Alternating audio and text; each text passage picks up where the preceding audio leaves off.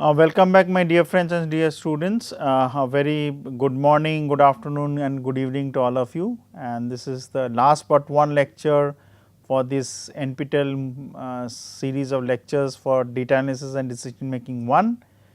And as you know, this total course it was basically for 12 weeks, 30 hours, 60 lectures, each lecture being for half an hour, and each week we had 5 lectures for half an hour each, and I am Raghunandan Sengupta from the IME department, IIT Kanpur.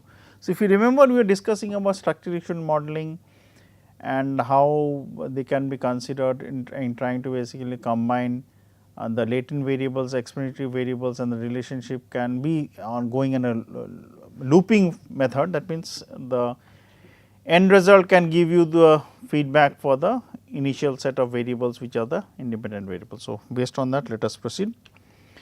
So, consider the diagram here. So, what we have, we want to basically find out the television viewing number of hours or the type of programs or the age group who are basically watching the television, and we think that the relationship or the main factors which basically affects television viewing are the hours of working the people are working in industry. So, the more the number of hours they work, less would be the television viewing.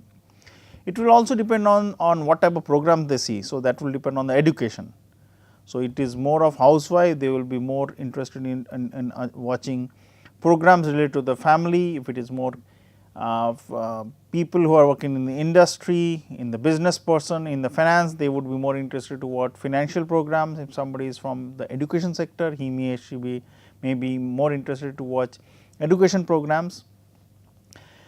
And income is also a factor, because more the income or more the number of leisure hours you have, more number of hours you want to spend with your family. If it is you are very specific about type of programs you want to watch with your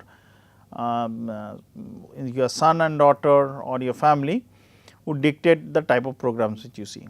So, if you consider this, number of hours working would basically have a direct relationship on the income. So, more hours you work, we will consider that the pay packet or the remunerations which you are getting is higher. Education would also have a higher implication for the income. So, generally we will consider more the person is educated, higher he or she is working, and more is the disposable or income. Education and hours of working would have a relationship which is both way implication. That means, education being more, I would basically work less number of hours in more number of hours depending on type of work which I am. So, if I have my education level is less, I have to do more manual hours, work more using my physical labor, which means I have to spend more number of hours working. And this hours of working, as I said, would be related to the income, and hours of working more or less would have an effect on number of time hours I am willing to spend for the television. Similarly, for education, education would basically give me some relationship of the ideas of what type of programs I am going to watch. So, the path analysis which we have models examining the effects of some variables on television viewing. So, education is the number of completed school years or number of college years somebody has spent. Hours working would mean the average weekly working hours the person has. For disposable at his or her under control, so that he or she can decide, apart from the family time, shopping time, going for a movie outside, spending time with relatives, what is the number of hours you want to have to watch a television program. Income would mean yearly gross income in dollars or a number of rupees, whatever it is, and the total disposable income which I have. And television viewing would basically mean the average daily number of hours which I spent or the person spends in watching different type of programs. I am not talking about the quality or the different level of type of programs. It can be soap operas, it can be news, it can be analysis, it can be religious program, it can be natural program by either by History Channel, or it can be National Geographic Channel, whatever it is. Now, when you are doing the factor analysis which you have done, so the conformity factor analysis model with self control constructs would basically be the social self concept, and what we mean that depending on the social status which you are and the academic self concept which you have, you will basically decide that what are the factors which will dictate these. So, consider x1 to x6 are the variables. So, it need not be x6, it can be x1, x2, x3 till x7, x8, or it can be less than that. And we will consider that all of them are dependent in such a way, or the interrelation. I will not use the word dependency, but the relationship between the factors are such that x1 to x6 are the random variables which affects the academic self concept and the social self concept. Remember the methodology how you basically decide and what are the two different sets. So, what we have is x1 to x3 are the academic related concepts, and x4 to x6 are the social concepts which we think affect. Oh, I should use a different color, sorry for that.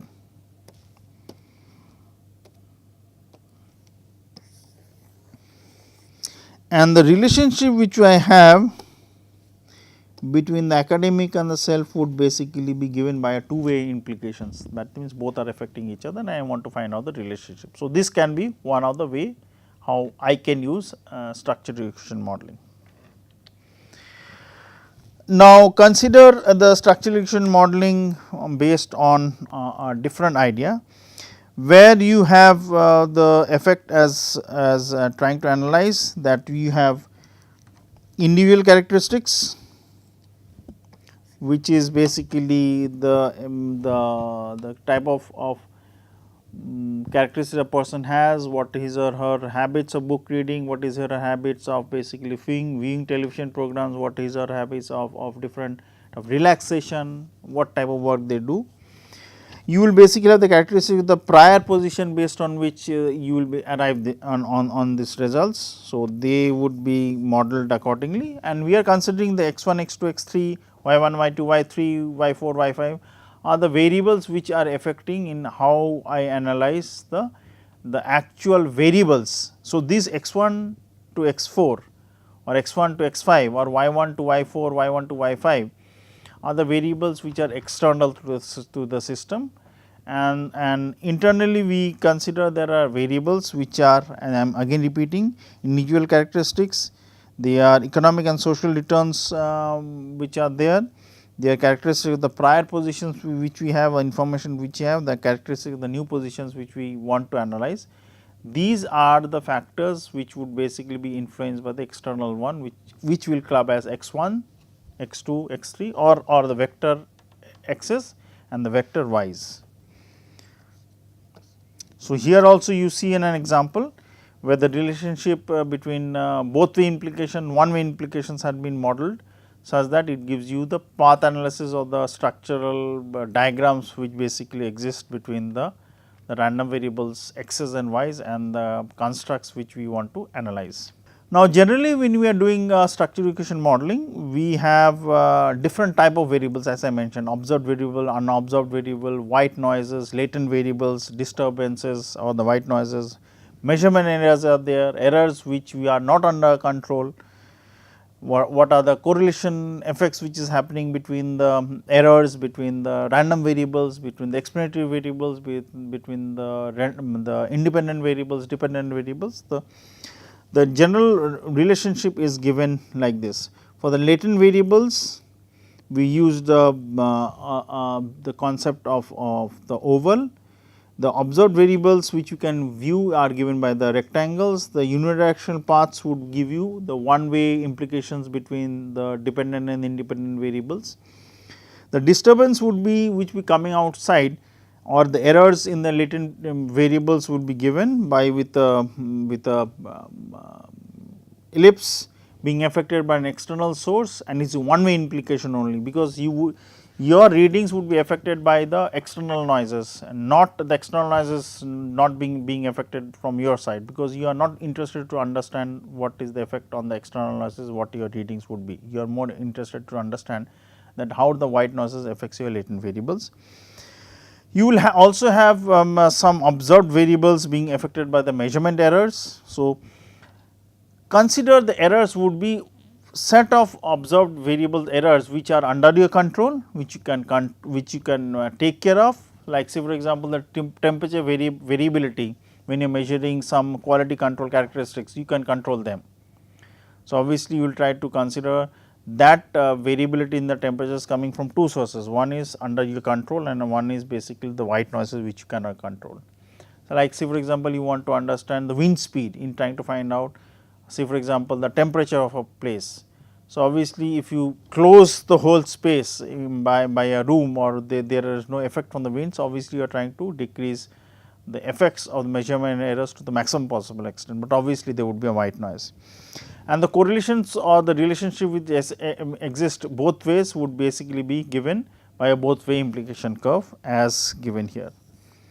So, you will basically have latent variables, observed variables, unidirectional paths, one way directional paths, disturbances affecting the latent variables, measurement errors and disturbance affecting the observed variables. Now, consider the relationship for the multiple linear regression models what we have. So, in the multiple linear regression model, which generally we have that y is the observed variable which you want to analyze, and there are effects coming from the external sources. So, consider like the regression model, multiple linear regression model, you have temperature being affected by humidity, being affected by pressure. So, we will consider temperature to be y and humidity and the pressure being denoted by the red colors, which is x1 and x2.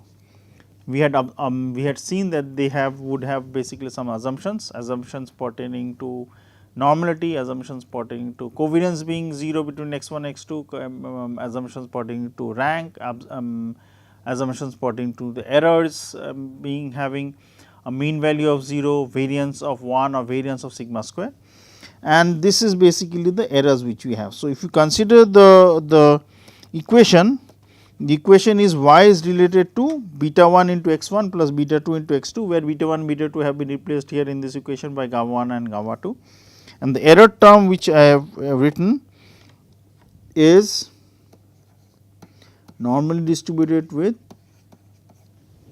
0 mean and sigma square. Similarly, x 1 is normally distributed with mu 1 sigma 1 square, x 2 normally distributed with mu 2 and sigma 2 square, and obviously you can find out the mean value of y and the variance of y. Mean value of y would basically be the mean value of x plus the mean value of x 1 plus the mean value of x 2 plus the mean value of epsilon mean value being 0.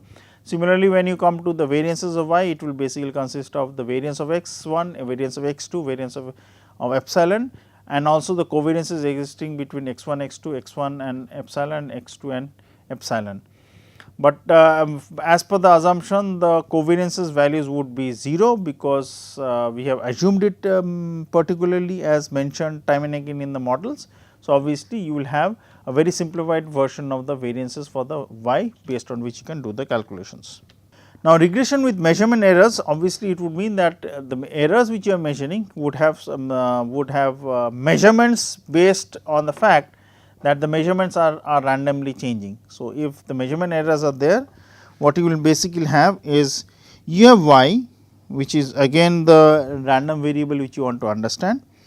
Now, apart from x 1 and x 2, which are the independent variables, as usual there is an error also. So, obviously, these would be highlighted using the red color, x 1 is there, x 2 is there and the error is there. Now, what you will consider is that there are measurement errors also, and the measurement errors are coming by a so called third set of equations, and the third set of equations are, I will highlight is the using the yellow color, and the initial regression model is the red one, which has all the assumptions. So, what are W1? W1 is basically the effect.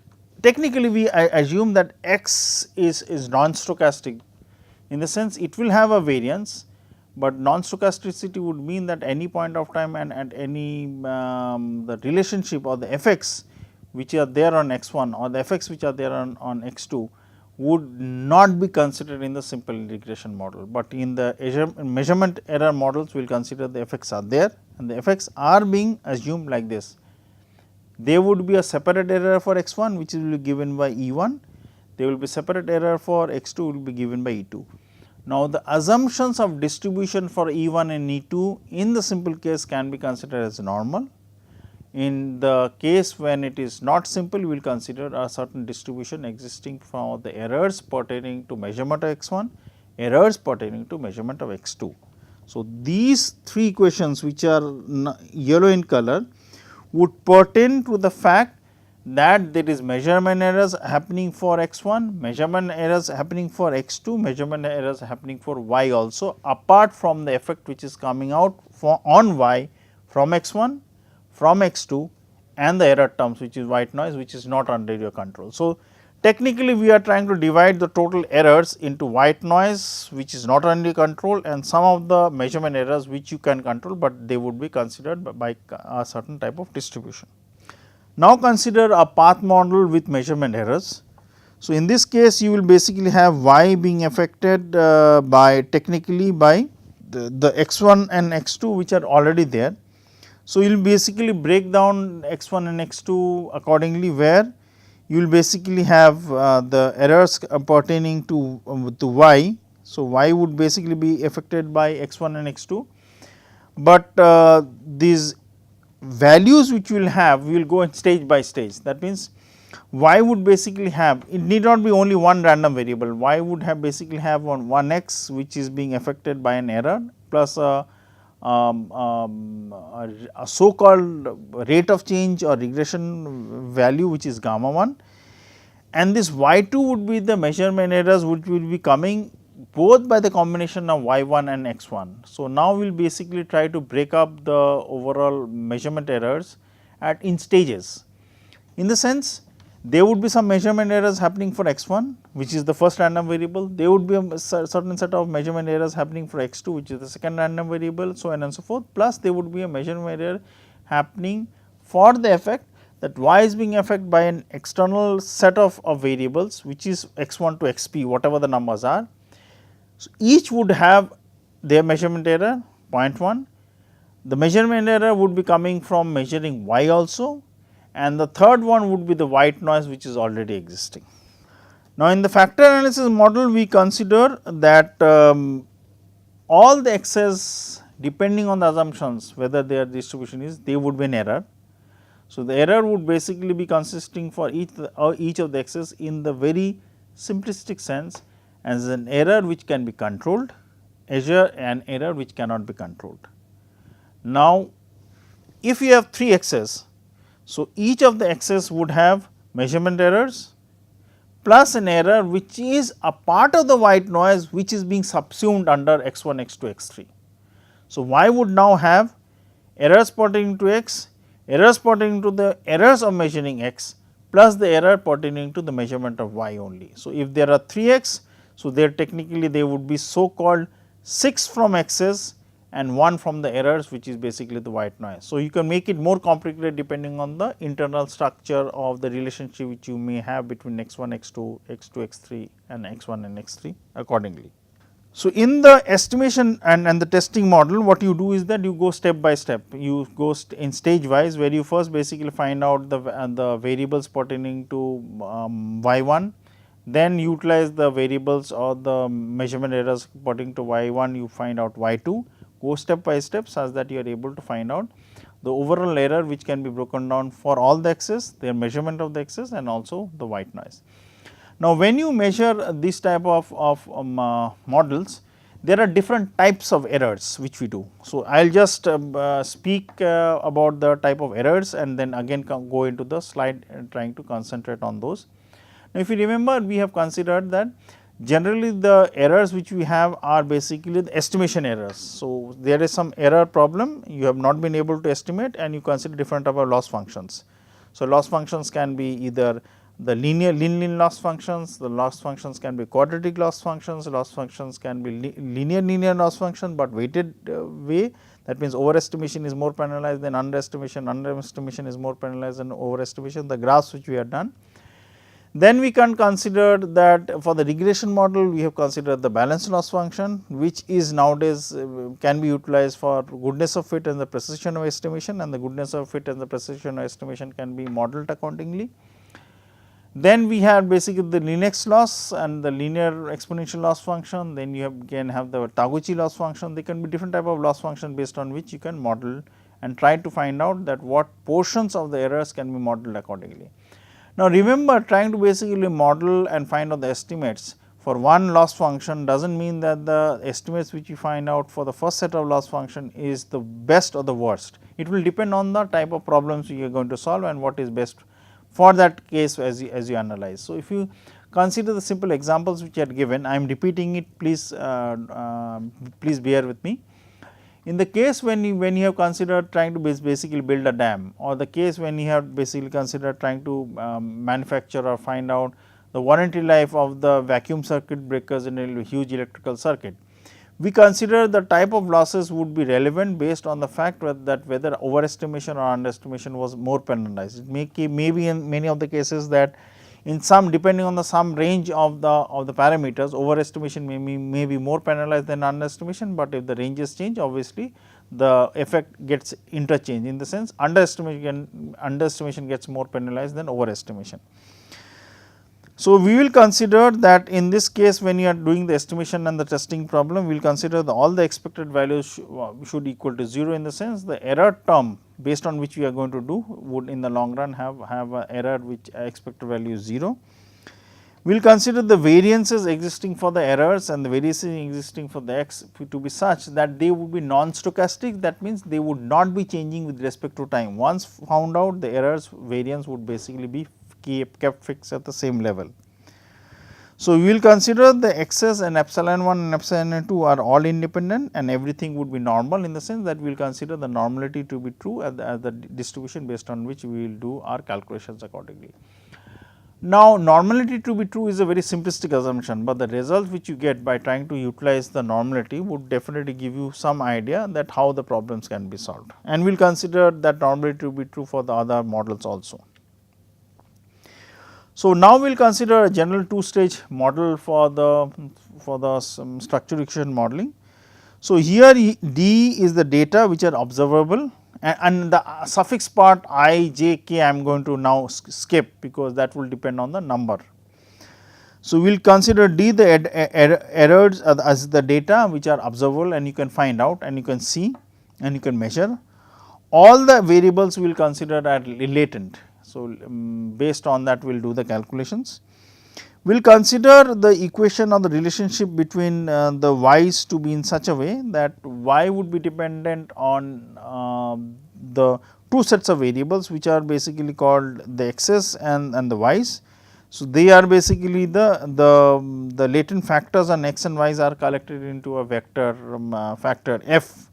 So, we are basically trying to analyze the factors have been divided into two sets x and y's, and they would basically dependent on whether the stochasticity is there for some of them, whether the stochasticity is not there for some of them.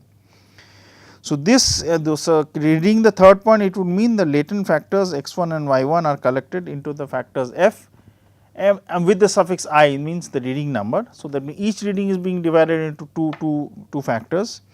So, this is not a categorically independent variable. The usual meaning of factor is basically they are the experimental and design variables based on which we are doing the studies.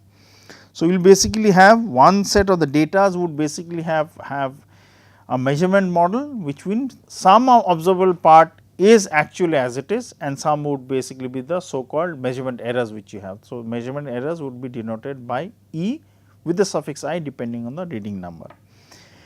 And your actual model would basically be given, y would be given by the weightages depending on the factors. So, the weightages which we will basically have is basically beta and gamma. So, these are vectors. So, the beta factors would basically be the factors which will be affecting the level of variability which will be there in the first set of factors which is x, and gamma would be the effects or the weights which you will give to the second set of for y for f, which is basically the excess values which you have. So, you are giving weights to both x and y, and depending on the errors which you have, you will basically try to model it accordingly, try to break the errors into observable part, unobservable part, and basically the white noise which is there. So, we will basically now describe them accordingly. So, y is a q cross 1 random vector. So, q is the number of random variables which are there. Beta is a q cross q matrix of constant with zeros on the main diagonal, and the of the diagonal element would be they would be given by the factors or the weightages which are there. The gamma and x's are basically the q cross p and p cross 1 matrices of constant and random vectors. The epsilon are the q cross 1 random vectors which we have, which is basically considering the white noise.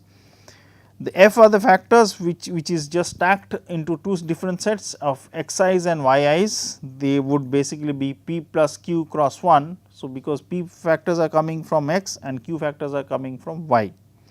D is the random variable corresponding to the measurements of the datas, and correspondingly you will basically have also consider the x's, the epsilons and the e's, e being the other set of random variables which would be the white noise, are all independent of each other. If they are not, obviously it will affect that how you are able to find out the errors and find out the correlation coefficients accordingly. So, here is the general two stage models, and we will try to basically analyze that what are the errors based on which we will try to solve the problem. So, this is y is the fx which you want to study, f is the factors which have been divided into x and y, and d is the general set of data measurements which you have basically happened. We will consider the variability to be there for x, epsilon and e, and they would be termed accordingly, considering that we consider initially the normal distribution to be true and independent structure being true between the factors and the variabilities as I mentioned. So, x, epsilon and e would basically be independent of each other. Now, the problems which we will have is that I will come to the main errors later on. So, the problem would look like this. So, you have basically, so this is y which you want to study.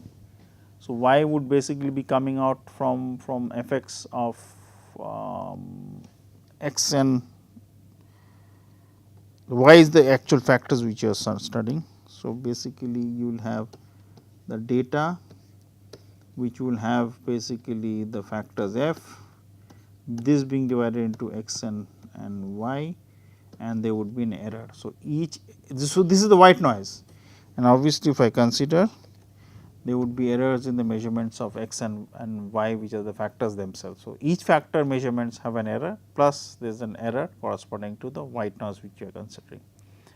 So, I will basically concentrate on the different type of errors which are there and discuss that in the last class. So, considering that we have will be discussing structural modeling in the last class, I will give the hints and the errors based on which we are able to study and analyze structural modeling. Rather than solving the problem, it will be much better if I tell you what are the important points based on which you can model the structural modeling.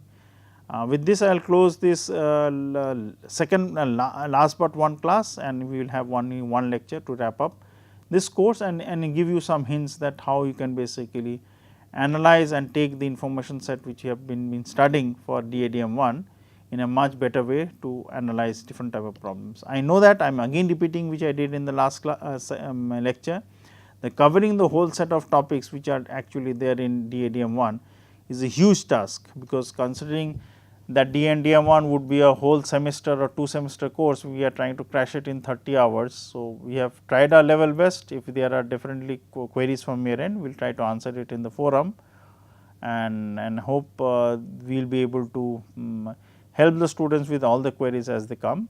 And after they solve the 12th assignment and also take the examinations, I am sure things would be much clearer and how to read and how to solve the problems accordingly. Have a nice day, and thank you very much.